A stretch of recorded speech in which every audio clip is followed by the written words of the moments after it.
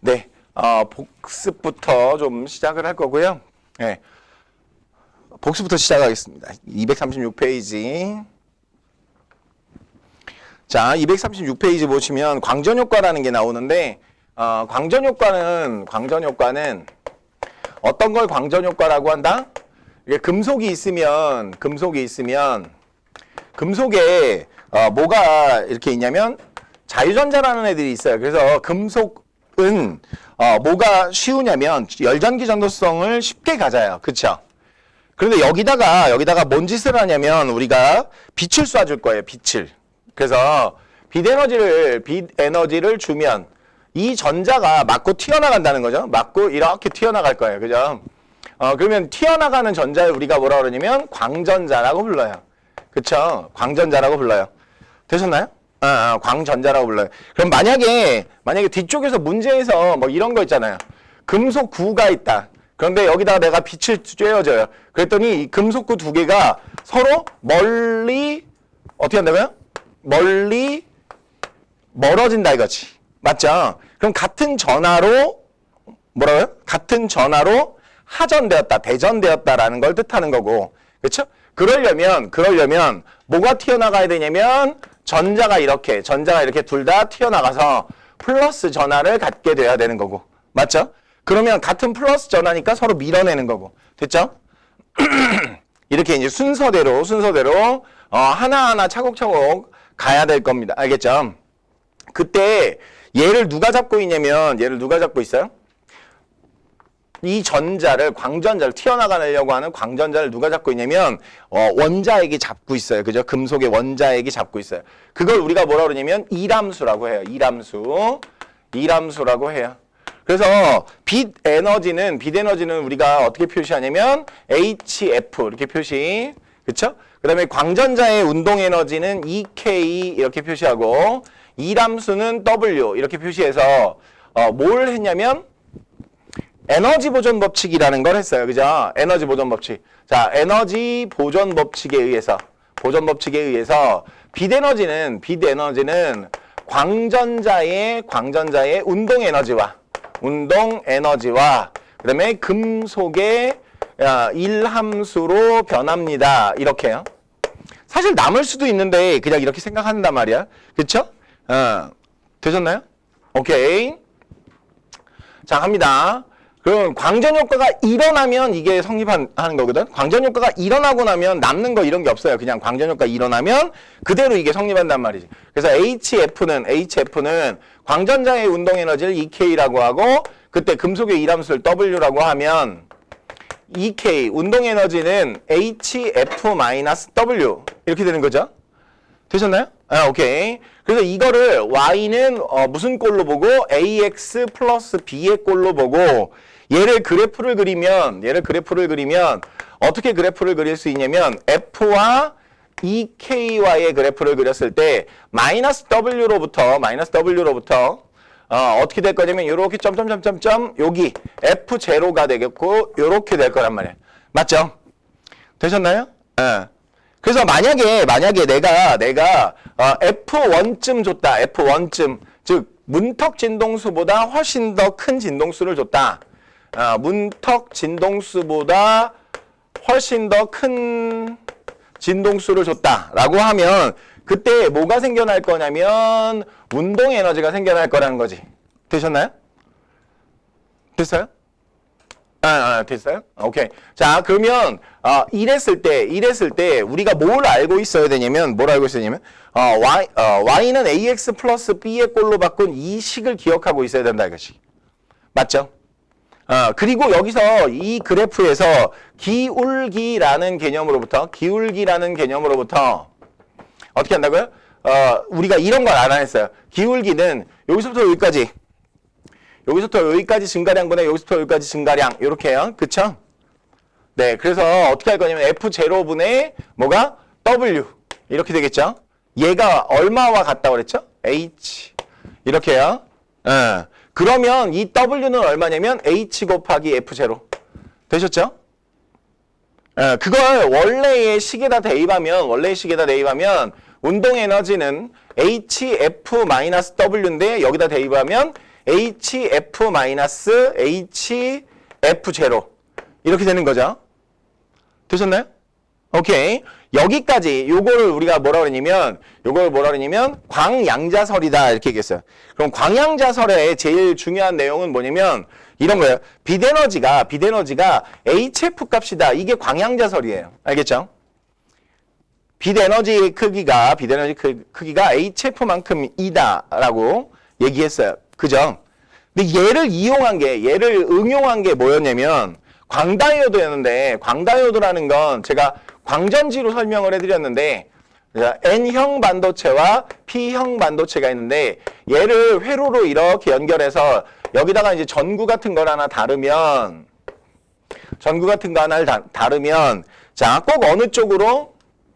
꼭 N형 반도체 쪽에 있는 전자 쪽으로, 자유전자 쪽으로 뭘 쏴줘요? 빛을 쏴주면 이 빛에 의해서 얘가 튀어나간단 말이지. 그래서 N형 반도체로부터 멀어질 거라고요. 이해하셨죠? 그러면 이 과정을 우리가 뭐라고 그러냐면 광전 효과라고 하고, 이 광전 효과에 의해 이 튀어나간 전자가 그죠? 이 튀어나간 전자가 이렇게 움직일 거란 말이지. 그래서 전류가 어떻게 흐르는 거냐면 전류가 이 방향으로 이렇게 흐른다. 즉 전자의 이동 방향과 뭐가 반대다? 전류의 방향이 반대다. 이렇게 생각하는 거고. 됐죠? 되셨나요? 그래서 언제나 어느 방향으로 흐르냐면 전류가 P형 반도체에서 N형 반도체로 가요. 맞죠? 그런데 여기서 중요한 건 뭐였냐면 내가 되게 많이 강조했는데 왜 틀렸는지에 관한 설명을 하는 거예요. 여기 전자가 하나 들어왔단 말이에요. 이렇게 한 바퀴 돌아서 전자가 하나 들어왔어요.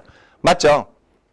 됐죠? 그러면 아까 튀어나간 얘하고 얘가 이 전자가 이 아까 튀어나간 자리로 이렇게 넘어가야죠. 맞죠? 그래서 뭐가 커플돼야 된다 그랬냐면 양공과 전자가 어떻게 돼요? 커플돼야 된다 그랬어요. 그래야 전류가 흐르는 것이다. 즉 페이지 몇 페이지냐면 아마 별표 쳐져 있는 친구들도 있을 거예요. 페이지 238페이지 뭐라고 돼 있냐면 제가 이걸 되게 많이 강조를 했는데 이런 거예요. PN 접합면에 광자가 들어오면 PN 접합면에 광자가 들어와요. 빛이 들어와요. 그럼 광전 효과에 의해서 전자와 양공의 쌍이 형성되어 전류가 흐른다. 이렇게 돼 있어요. 맞죠? 광전 효과 때문에 뭐가 쌍이 생겨야 된다고요? 전자와 양공의 쌍이 형성돼야 돼요. 그러면 그 쌍이 형성돼야만 전류가 흐르는 거예요. 맞아요? 맞죠? 맞죠? 되셨나요? 오케이. 그리고 이제 CCD에서는 자, 전화 결합 소재라고 그러죠? 차지 커플드 디바이스라고 그랬어요. 그죠? 그 정도의 영어는 하죠? 차지, 전화, 커플드, 결합, 그죠? 디바이스, 소자. 됐죠? 차지 커플드 디바이스, CCD. 됐죠? 됐어요? 네. 분명히 그렇게 얘기했어요. 그러면 뭐가 커플드 돼야 되냐면 광전 효과에서 방금 전에 얘기한 것처럼 광전 효과에 의해서 전하가 두 개가 생긴다는 거예요. 무슨 얘기냐면 빛이 들어오기 전에는 양전화, 음전화가 없었어요. 근데 빛이 들어오면 광전 효과에 의해서 튀어나가는 전자와 양공이 생겼어요. 됐나요? 여기까지 이해가요? 이 말이죠. 오케이. 네, 그렇게 해서 뭐가 일어난다고 그랬냐면 얘가 이 커플드된 전하가 얼마이냐에 따라 뭐라고요? 그게 전기 신호로 바뀐다 그랬어요. 기억나세요? 기억나죠? 오케이. 자, 이제 그걸 가지고 문제를 풀어야 됩니다. 되셨나요? 자, 이제 시작해 볼게요. 241페이지. 질문.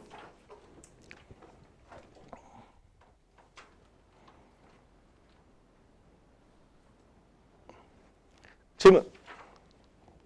없어요? 네, 자, 갑니다.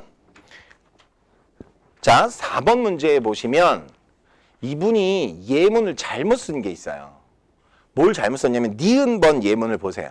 이 책을 만드신 분이 니은번 예문을 그냥 지금 우리가 앞의 내용을 하나도 모르고 있다가 다른 말로 얘기하면 몇 달 몇 달 후에 모의고사를 본다고 생각을 하시고 이 예문을 다시 보시면 워드 바이 워드로 그냥 센텐스 바이 센텐스로 읽는단 말이지. 그냥 읽어볼게. 빛에 의해 양공과 전자가 형성되어. 맞나요? 아니. 전화쌍이 생성되는 건 맞지만 원래 이 PN 접합 다이오드의 양공과 전자는 왜 생겨 있는 거죠? PN 접합이라 생겨 있는 거예요. 빛에 의해 생긴 게 아니라. 그죠? 무슨 얘기인지 알아요?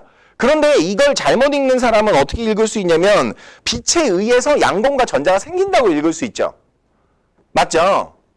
그러니까 이거 예문을 잘못 쓰신 거야. 이렇게 되면 거꾸로 뒤집어서 질문하는 사람한테 해줄 답이 없어. 무슨 얘기인지 알겠죠?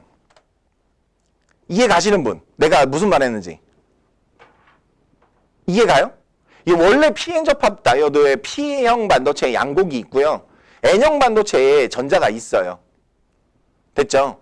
그런데 이제 그걸 가지고 하는 게 아니라 전자를 광전 효과에 의해서 N형 반도체를 띵 때려가지고 전자가 튀어나가면 무슨 일이 벌어지냐면 전하 결합이 일어나는 거라면 양전하 음전하가 생겨버린다고. 그러니까 평상시에는 왜 안 흐르냐면 전류가 안 흐르냐면 양공과 전자가 있는데도 둘이 만나지 않는다고요. 앞쪽 단원에서 배웠어요. PN 접합 다이오드에서. 그러니까 안 만나고 있는데 빛이 와서 때려서 전자가 튀어나가면서 얘네 둘이 커플도 될 수 있는 거란 말이야. 이해 갔지? 됐어요? 근데 이분은 앞뒤를 잘라먹었기 때문에 이게 다르게 보면 어떻게 보이냐면 빛에 의해 양공과 전자가 형성되어. 그러니까 양공과 전자가 없었던 앤데 이렇게 보이잖아요. 그죠? 그건 잘못된 거란 말이야. 이해 갔지? 그래서 나는 솔직히 말하면 내가 이 문제를 틀렸어요. 무슨 얘기인지 아시겠죠?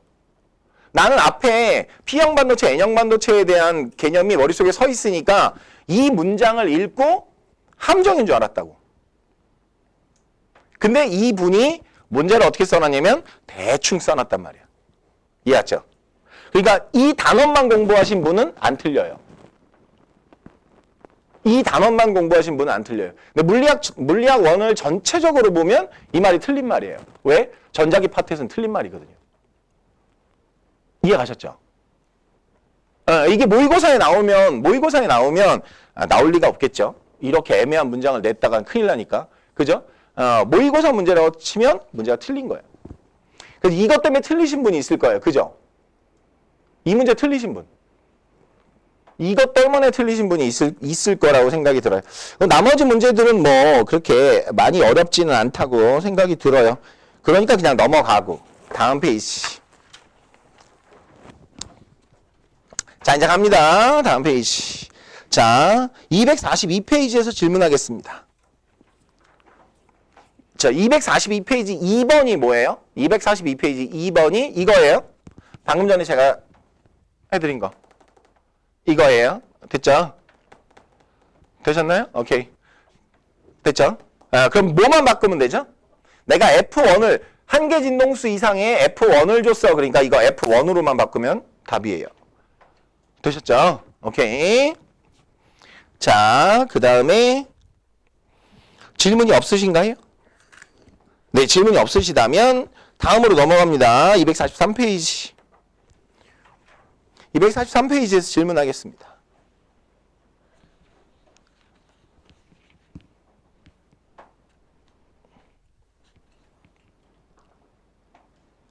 (6번) 가겠습니다. 6번의 디귿임은 자, CCD는 빛의 색에 따른 진동수의 차이로 빛의 색을 구분하여 전장한다. 이렇게 돼 있어요. 맞아요? 진동수의 차이로 빛의 색을 구분하여 저장한다. 이것도요. 내가 어떻게 풀었냐면요. 앞에 그런 문장이 있어서 소거법으로 풀었어요. 소거법으로는 답이 1번밖에 없거든요. 무슨 말이냐면 이런 거예요. 분명히 기억은 틀렸고 니은은 맞았거든요. 기억은 틀렸고 니은은 맞았으니까 답이 1번밖에 없어요. 이해 갔죠? 맞죠? 근데 되게 웃기는 건 뭐가 있냐면 니은 디귿이 있으면 어떡할 거냐 이거지. 왜냐면 디귿번 예문에 보면 빛의 색에 따른 진동수의 차이로 빛의 색을 구분합니다. 뭐가 틀렸죠? 문장이?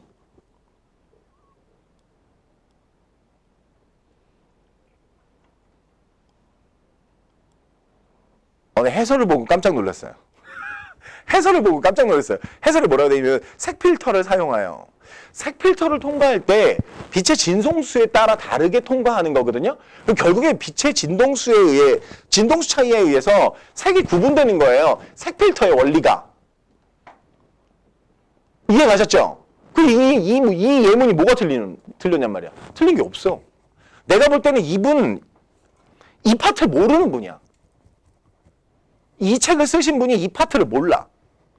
지금 계속해서 누군가가 시비를 걸면 얼마든지 걸 수 있는 예문을 막 쓰고 있어요. 이해 갔죠? 예. 그 생각해봐. 색 필터라는 게 뭐겠어? 파란색은 통과해. 빨간색은 안 통과해. 왜 그럴까? 빛의 파장 또는 빛의 진동수가 달라서 그런 거야. 그 진동수의 빛은 통과를 할 수 있는데 그 진동수가 아닌 빛은 못 통과하는 거란 말이지. 그치? 그걸 뭐라고 해? 문장으로 바꾸면 진동수 차이에 의해서 색 필터를 통과할 때 색이 분류되지. 맞죠? 맞잖아요. 그러면 이거 답이 없어. 이런 거 내신에 나와, 만약에 이런 거 내신에 학교 선생님이 베꼈어. 이거 난리나, 그러면. 반대로 댐비면 어떡할 거야, 이거. 그죠? 됐죠?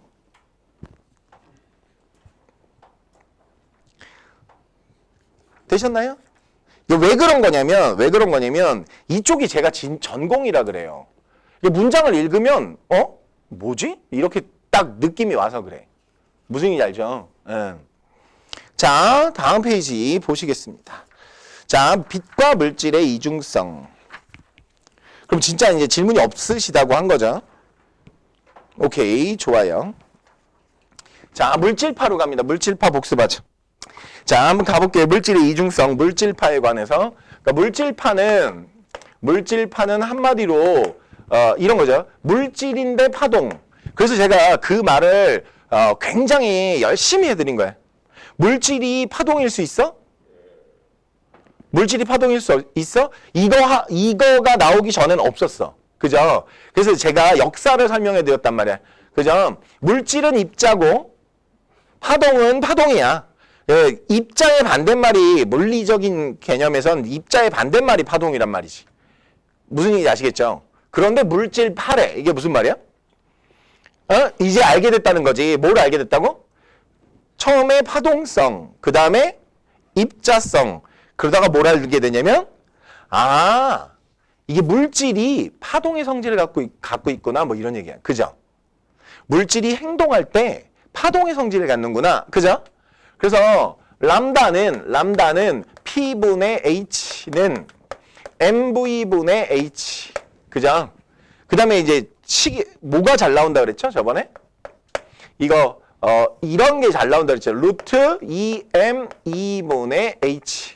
선생님, 이거 어디서 나왔어요? 예를 들어, 운동에너지는, 그러니까 이제 운동에너지 이렇게 하는 게 좋겠죠? 운동에너지는 2분의 1 mv의 제곱인데, 이거 위아래 m을 곱해주면, 그쵸?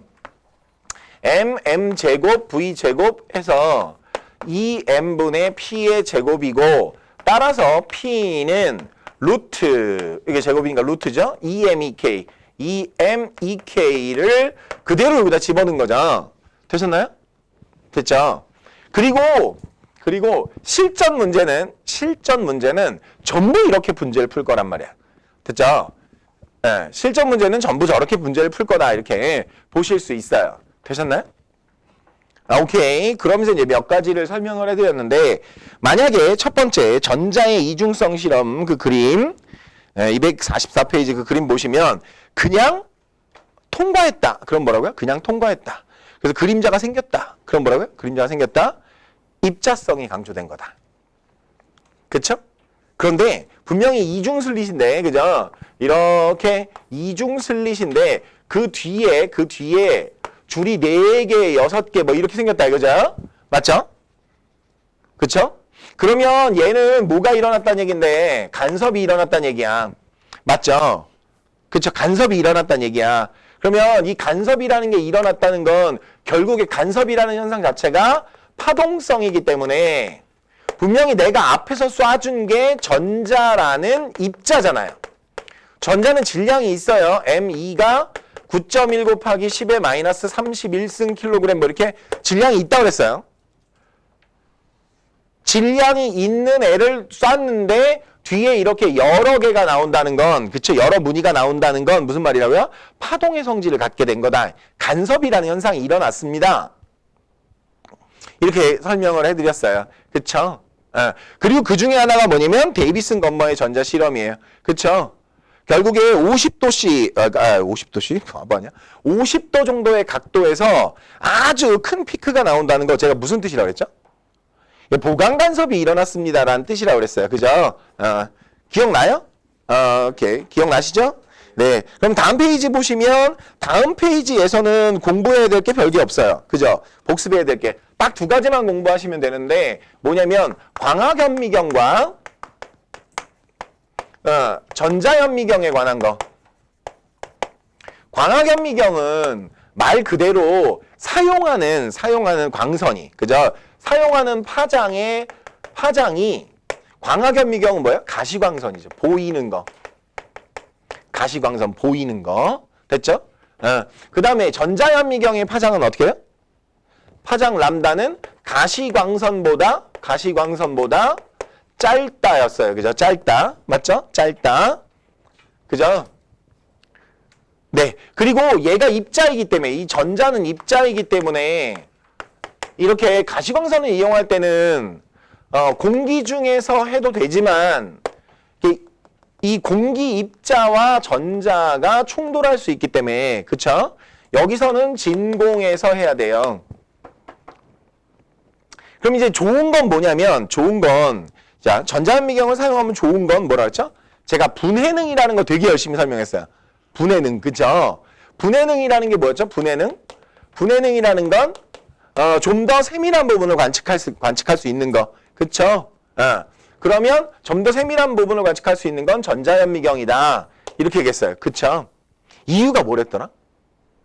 파장이 짧아서. 그죠? 파장이 짧아서. 그래서 왜 복사기에서 그때 기억나요? 복사기에서 내가 손이 두툼해가지고 못 꺼내는데 실장님이 한 방에 꺼내줬다 그랬죠?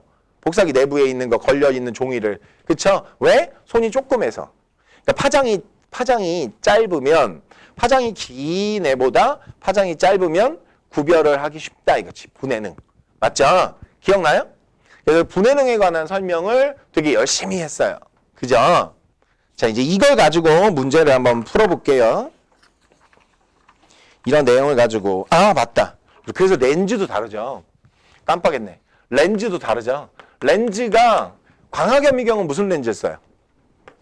그냥 유리 렌즈를 써요. 우리가 알고 있는 그 볼록 렌즈, 오목 렌즈, 유리 렌즈를 써요. 근데 얘는 그렇지 않죠. 그죠? 얘는 야 유리 입자하고 부딪히면 이거 가겠어 안 가겠어? 안 가겠지. 그래서 얘는 자기장을 걸어준다 그랬어요.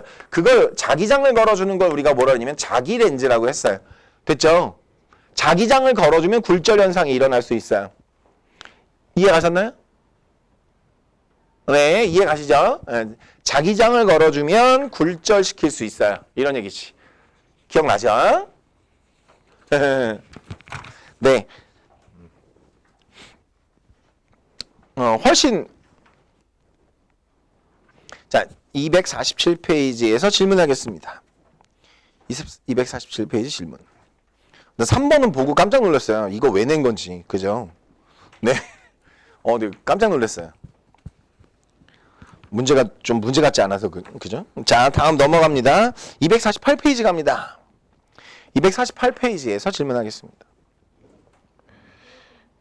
1번이요? 네네, 1번 가보죠. 1번 가보겠습니다. 자, 갑니다. 1번. 자, 이중슬릿이 있어요. 그죠? 이중슬릿이 있어.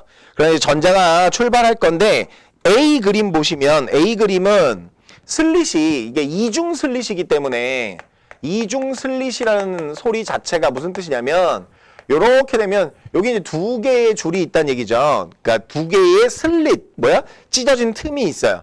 거기로 뭐가 날아갔냐면 전자가 날아갔단 말이죠. 근데 그 뒤에 똑같은 위치에 요렇게 두 줄로 나타났다. 이건 무슨 말이냐면 이 둘 사이로 지나가던, 둘 사이로 슬릿이 아닌 곳으로 지나가던 입자는 다 부딪히고 슬릿을 통과한 입자만 뒤로 갔다. 즉 이건 입자성을 뜻하는 거란 말이에요. 입자성을 보여주는 실험 결과. 당연히 전자는 입자니까 당연히 이렇게 나와야 될 거란 말이죠. 그런데 그 뒤에 말도 안 되는 그림이 하나 나왔는데 어떤 그림이 나왔냐면 이렇게. 같은 거리 아니에요. 무슨 말이냐면 같은 곳이 아니에요. 요 가운데에, 그러니까 여기서부터 여기까지 거리의 가운데에 한 줄, 그 다음에 옆에 한 줄, 옆에 한 줄, 이런 식으로 나왔단 말이죠. 이거는 분명히 간섭이란 말이지. 이해가셨나요? 이건 분명히 간섭현상이란 말이지. 그러면 간섭현상이 나왔다는 건 파동성이야. 자, 전자를 쐈어요. 그랬더니 입자성만 나와. 그러면 좋았겠다 이거지. 근데 입자성이 아니라 파동성이 나와버렸단 말이지. 그쵸? 그런 얘기야. 자, 갑니다. 기억. 자, 전자가 입자의 성질만 있다면 A가 관측될 거다. 그쵸? 네. 그죠? 네. 두 번째, B는 입자의 성질로 설명할 수 없다. 네. 자, 봐요. 지금 이렇게, 지금 녹색인가요? 녹색 색깔의 이 라인에 떨어지려면 제가 어떻게 돼야 되냐면 그 슬릿을 통과해서 옆으로 이렇게 가거나 그 슬릿을 통과해서 이렇게 가야 돼요.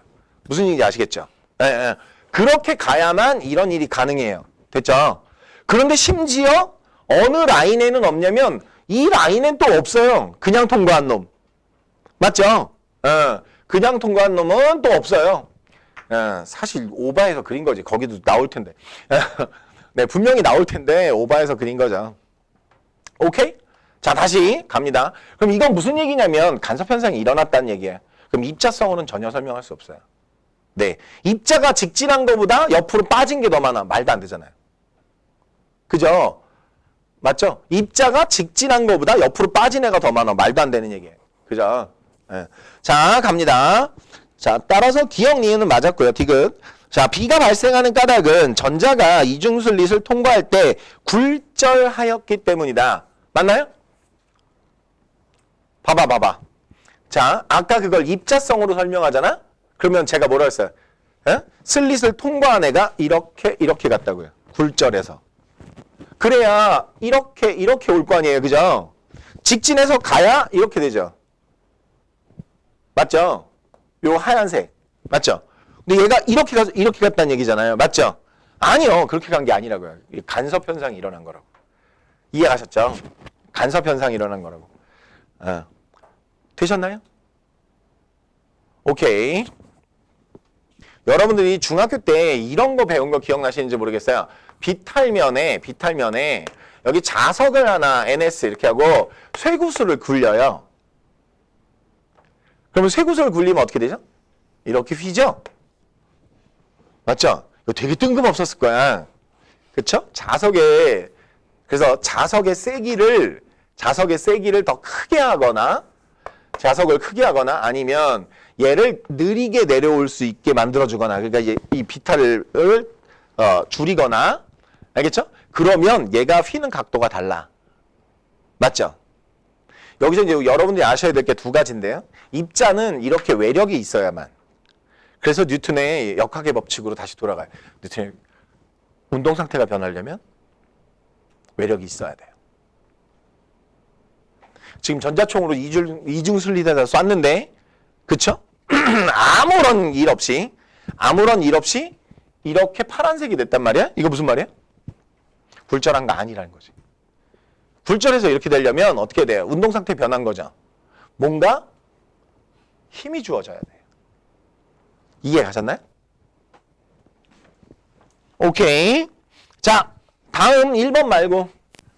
그러니까 1번을 질문하는 친구가 어떻게 보면 되게 많이 이 파트를 생각해 본 친구라고 볼 수 있어요.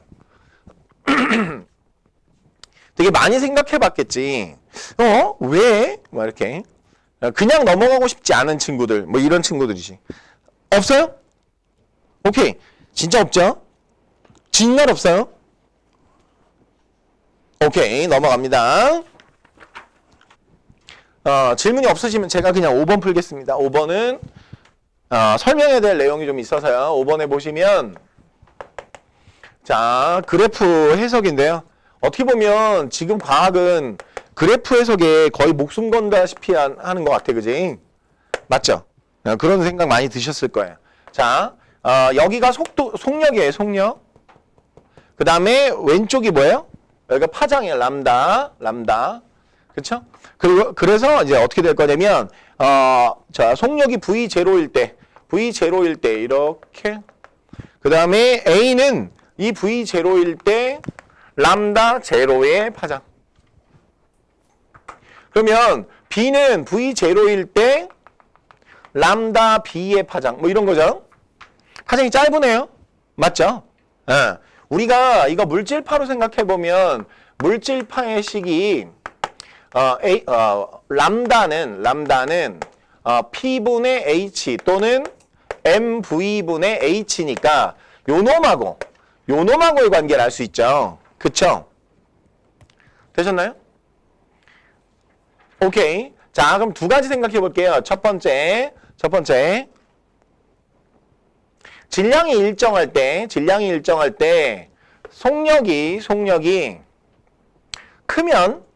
크면 파장이 짧아져요. 그쵸? 다시. 질량이 일정할 때니까 요거 이렇게 가리면 되죠? 속력이 증가하면 파장이 짧아져요. 속력이 증가하면 파장이 짧아져요. 맞죠? 되셨나요? 자, 두 번째가 중요한데요. 두 번째가 자, 뭐가 일정할 때 요번에는 속력이 일정하대요. 속력이 일정하면 이런 얘기예요. 속력이 일정하면 요렇게가 일정한 거죠. 요렇게. 왜냐면 어차피 H는 플랑크 상수라는 상수니까 V분의 H가 그냥 일정한 거죠. 맞죠? 자, 그러면 뭐와 뭐와의 관계? 질량과. 질량이 크면 어떻게 돼요? 질량이 크면 람다가 짧아져요. 뭐 이런 얘기지. 되셨나요? 됐죠? 오케이. 이걸 가지고 얘 왼쪽을 한번 뭐 해본다? 왼쪽을 이해해볼게. 이해. 뭐냐면 이렇게 V0 줬으니까 그거 그대로 써먹는단 말이지. 그죠? 자, V0로 일정할 때 V0로 속력이 일정할 때 람다 A와 람다 B 중에 누가 커요? 람다 A와 람다 B, 람다 A와 람다 B, 람다 A가 더 크죠? 맞죠? 맞아요? 이건 왜 그런 거야? 이건 왜 그런 거지? 이건 왜 이런 결과가 일어났어요? MA와 MB 중에 누가 더 큰 거예요? 반비례니까 파장과 질량은 반비례니까 얘가 더 큰 거죠. 되셨나요?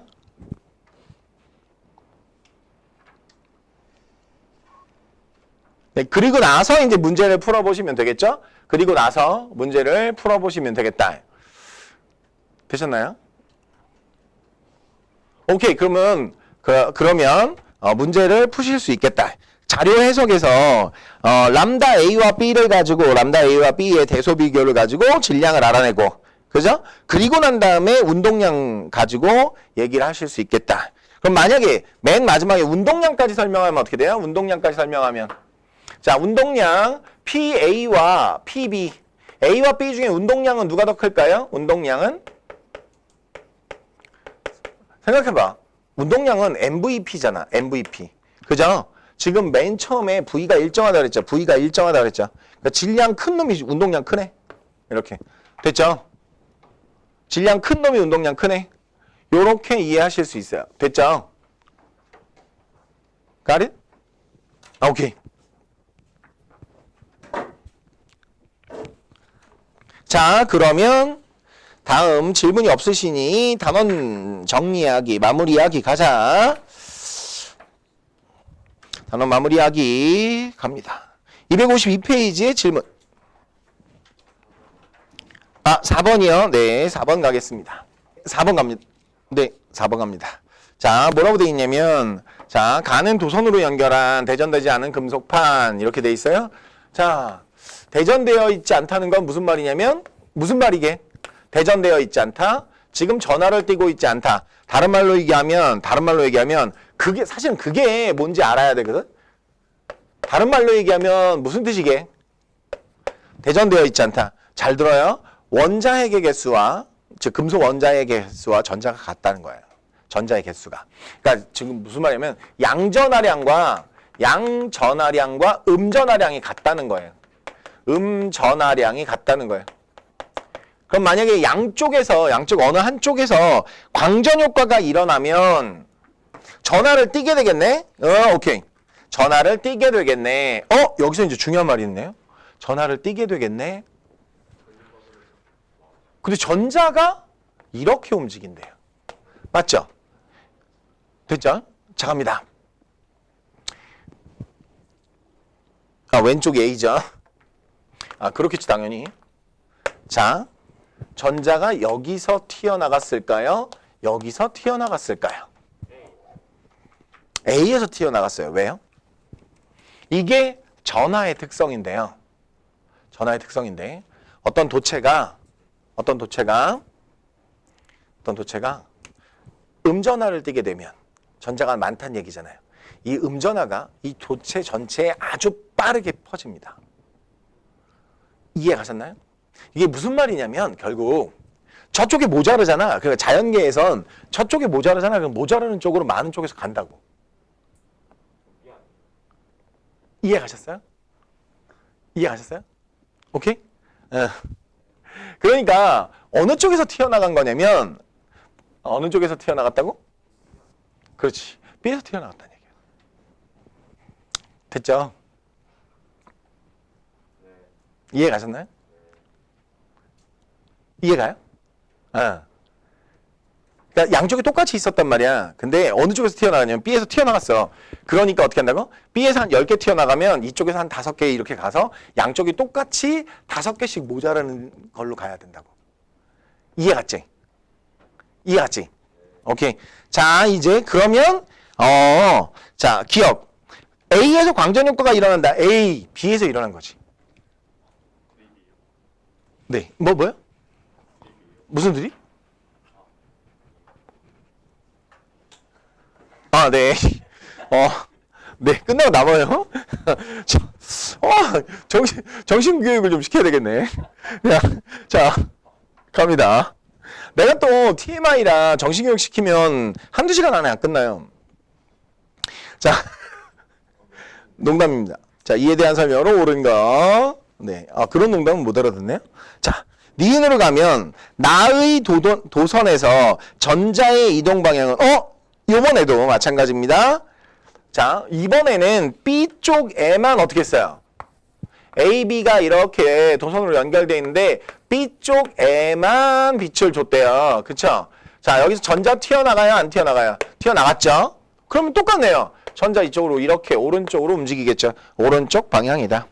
자, B의 문턱 진동수는 F보다 작다. 그렇죠? 우리 주는 빛에 내가 쪼여주는 빛의 진동수가 문턱 진동수보다 커야만 여기서 광전 효과가 일어나죠. 되셨나요? 오케이? 네. 자, 됐습니다. 4번까지. 자, 다음 넘어가겠습니다. 자, 6번 계속 풀어볼게요. 자, 이제 6번에 뭐라고 나와 있냐면 전자전이가 나와 있네요. 그죠? E5가 있고 그 다음에 E4가 있네요. 그 다음에 E3가 있고 그 다음에 E2가 있고. 자, 여기에 뭐가 있냐면 ABC 전자전이가 있어요.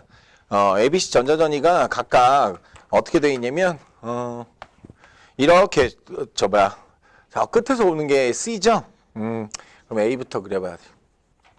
A, 그 다음에 B, 그 다음에 C 뭐 이렇게 되어 있어요. 자, 그러면 첫 번째 에너지는 A, B, C 중에 누가 제일 크죠? C가 제일 커요. 됐죠? 그러면 진동수는요? 누가 제일 크죠? C가 제일 커요. 자, 파장은요? A가 제일 길죠. 되셨나요? 네, 일단 이거부터 알고 있어야 돼요. 이게 광양자설이죠. 광양자설로 이거부터 알고 있어야 되고, 그 다음에 광전관에 비춰서 광전관에서 광전자가 방출되는 모습을 나타낼 거다. C 과정에서 발생한 빛을 광전관에 비추었더니 광전자가 방출되지 않았다. C가 제일 에너지가 큰 거지. 진동수가 제일 큰 거지. C를 줬는데도 안 나왔다는 거예요. 아시겠죠?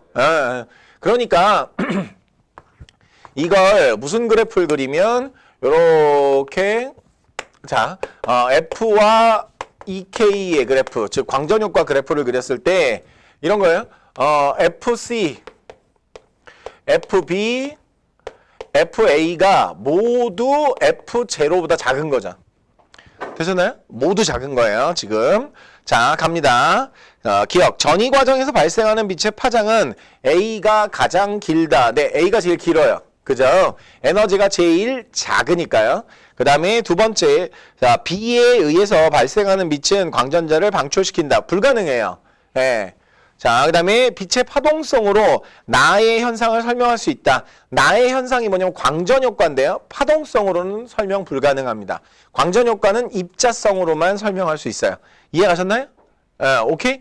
그래서 요 관계를 꼭 다시 알아두셔야 돼요. 그러니까 이 파트에서만 나오는 게 아니라 얘가 한참 앞에 있거든요. 전자전이가.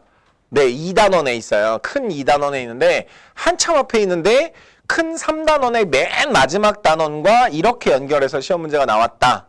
그래서 앞에 있는 내용하고 연결해야 되기 때문에 좀 공부를 했습니다.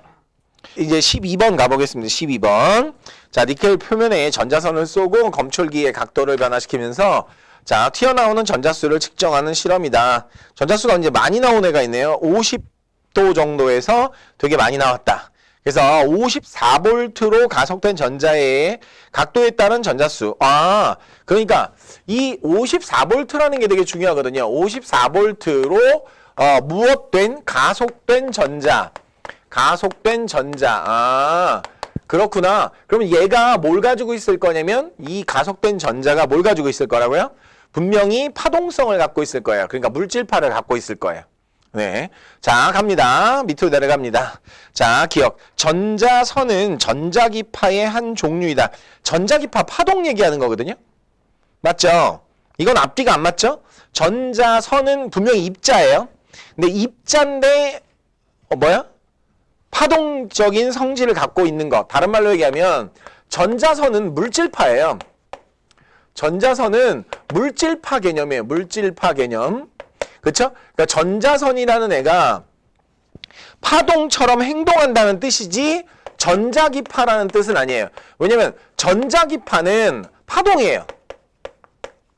다른 말로 얘기하면 질량이 없는 거예요.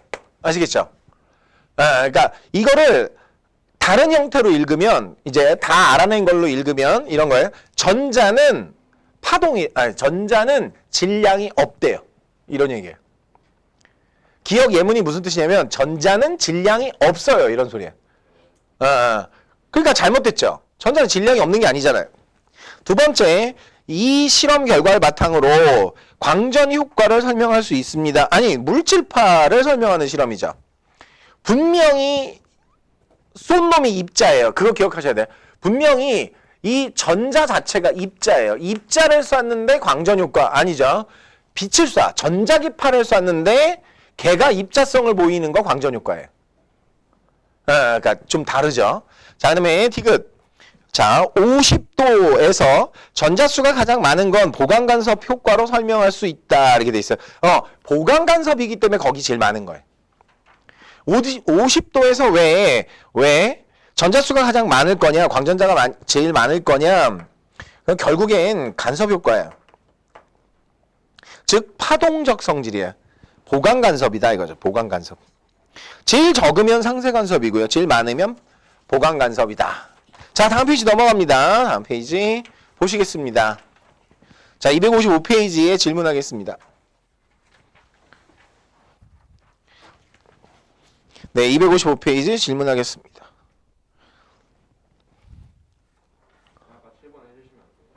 아까 7번이요? 네, 그러면 7번으로 갈까요? 네, 그럼 7번하고 15, 16번 제가 설명해 드리도록 하겠습니다. 자, 7번 가보겠습니다. 7번에 보시면 뭐라고 되냐면 진동수가 그래프가 나와 있고요. 그 다음에 세기에 관한 그래프가 나와 있어요. 자, 7번. 자, 이게 무슨 말이냐면 T1, T2 뭐 이렇게 쭉 나가는데 이렇게 올라갔다가 이렇게 갔다가 이렇게 내려갔네요. 자, T1, T2, 그 다음에 T3, 그 다음에 T4, T5 이렇게. 자, 여기서 이제 중요한 건 뭐냐면 F0죠. 자, F0가 한계 진동수예요. 한계 진동수. 한계 진동수 이상인 아이들은 누구누구냐? T1부터 한계 진동수 이상이죠. T2, T3, T4까지는 한계 진동수 이상. 자, 이건 무슨 말이냐면 이 0에서 T1까지는 광전 효과가 없습니다. 광전 효과를 나타낼 수 없습니다. 어떤 짓을 해도 나타낼 수 없다 이거죠. T4부터 T5까지도 광전 효과 없습니다. 아시겠죠? 그러면 2, 3, 4 사이에서 그죠? 가능하다 이런 얘기고요. 그 다음에 이제 뭐라고 돼 있느냐면 그리고 그래프가 하나 더 있는데 시간에 대해서 요번엔 세기예요. 세기. 아까는 분명히 진동수 그래프였거든요. 진동수. 요번에는 세기에 관한 그래프예요. 세기에 관한 그래프가 이렇게 됐어요. 자, 여기 지금 0에서 T1까지, T2까지 세기가 안 변합니다. 그런데 T3까지에서 이제 세기가 변해요. 그 다음에 T4, T5는 그 세기를 유지합니다. 그러면 여기서 이제 뭐가 문제냐면 이런 얘기야. 광전 효과는 여기서부터 여기까지 T1부터 T4까지 요 시간대에 광전 효과가 일어났고요. 광전 효과가 일어났는데 그런데 이제 중요한 건 그러면 T1부터 T4까지 광전 효과가 일어났으니까 앞쪽에 전류를 I라고 하고 뒤쪽에 광전자에 의한 전류를 I-라고 하면 I와 I- 중에 I-가 크다는 얘기죠. 그러니까 나중에 광전자가 많이 나왔다는 소리예요. 아시겠죠? 광전자가 많이 나왔습니다. 세기가 증가해서 많이 나왔습니다. 자, 갑니다. 1번. 여기서 T1까지 방출되는 광전자의 수는 증가한다. 아니요, 방출이 안 됩니다. 네. 네네. 그렇죠. 그렇죠. 없다가 나온 건 증가라고 볼 수 없죠. 없다가 T1인 순간에 딱 하나 나왔어. 그러면 그건 증가가 아니잖아요. 그렇죠. 그러니까 증가라는 건 뭐냐면 계속해서 늘어나야 되는데 그렇진 않다. 예. 그러면 이제 증가하는 건 어디서 증가하는 거예요? T2에서 T3 사이에서 증가하겠죠. 왜? 세기가 증가하고 있으니까요. 자, 갑니다.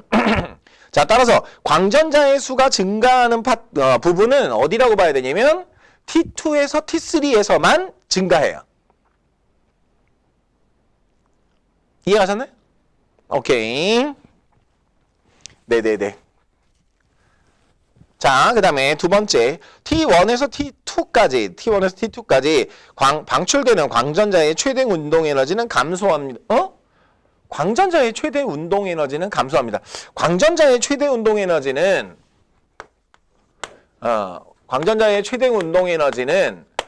어떻게 되는데? HF 마이너스 W. 이렇게. 그러니까 광전자의 최대 운동 에너지의 변수는 누구뿐이냐면 진동수뿐이에요.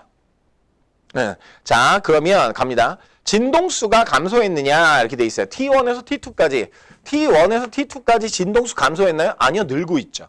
잘못됐죠. 자, 세 번째 T2에서 T3까지 광전자 방출되지 않는다. 아니요, 여기 T1부터 T4까지는 광전자 방출됩니다. 자, 그 다음에 T3에서 T4까지 광전자의 수가 일정합니다. 자, 여기 이제 중요한 거죠. 자, T3에서 T4까지 뭘 물어봤냐면 첫 번째 광전자의 수가 일정하다고 그랬으니까 첫 번째 광전 효과 일어나나요? 일어나죠. 두 번째 그러면 세기가 변했나요? 아니요, 세기 안 변했어요. 일정하죠. 예. 자, 따라서 4번 맞고요. 그 다음에 T4에서 T5까지 광전자의 최대 운동 에너지는 감소합니다. 이렇게 돼 있어요. 광전자 안 튀어나갑니다. 광전자 안 튀어나갑니다. 그죠? 광전 효과 없는 곳이에요. 네. 되셨나요? 오케이. 됐죠? 네. 그 다음에, 자, 이제 15번으로 넘어갑니다. 15번. 내년에 물리원을 선택하신다면, 다시. 내년에 물리원을 선택하신다면, 15번 같은 문제를 적어도 2번 이상 만나시게 될 거예요. 아시겠죠? 네? 네. 최소 2번 이상. 가만 있어봐. 한 번, 2번? 아, 그렇죠. 여러분은 한 학기 집중이 있으니까, 네, 최소 2번 이상. 최소 2번 이상. 아니야, 3번 이상이라고 해도 내 말 맞겠다. 무슨 얘기 알겠죠? 네. 그래서 15번은 좀 해볼게요. 자, 15번.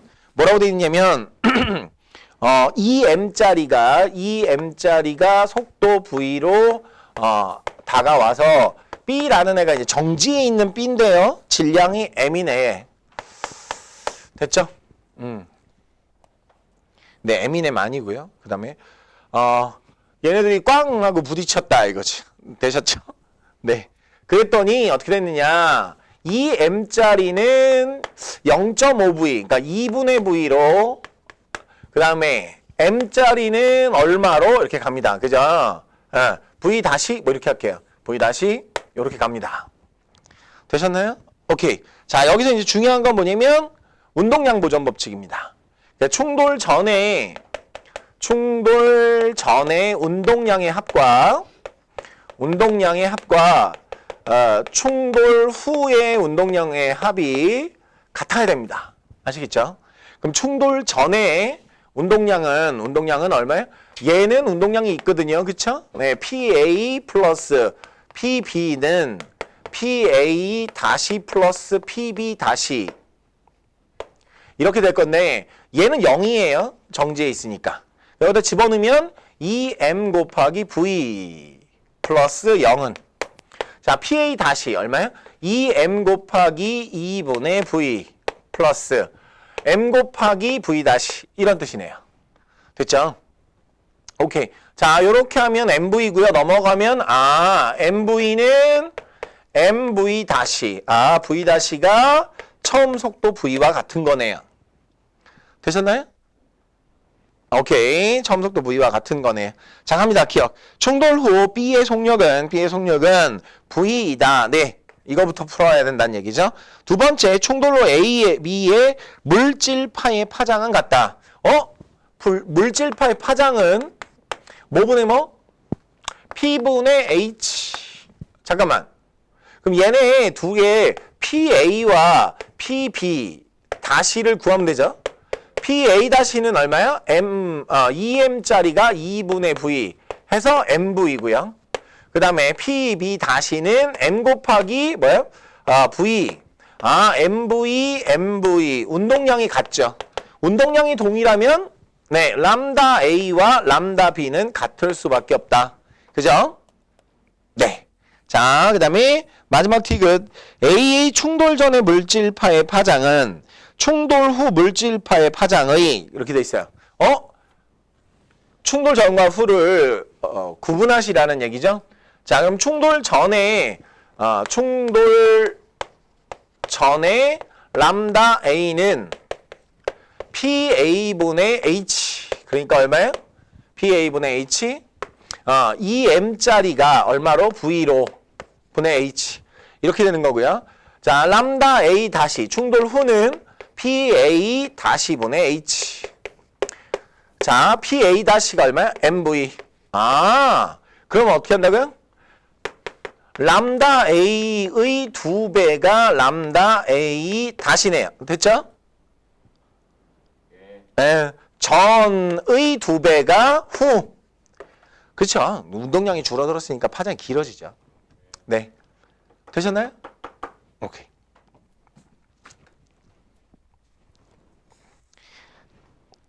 네. 그 다음에 이제 16번은 짧게만. 16번 보시면 왼쪽이 선명하죠. 오른쪽이 뭐야?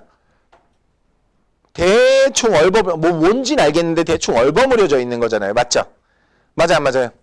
그럼 분해능이 누가 더 큰 거야? 가가 더 큰 거지. 그럼 가가 뭐야?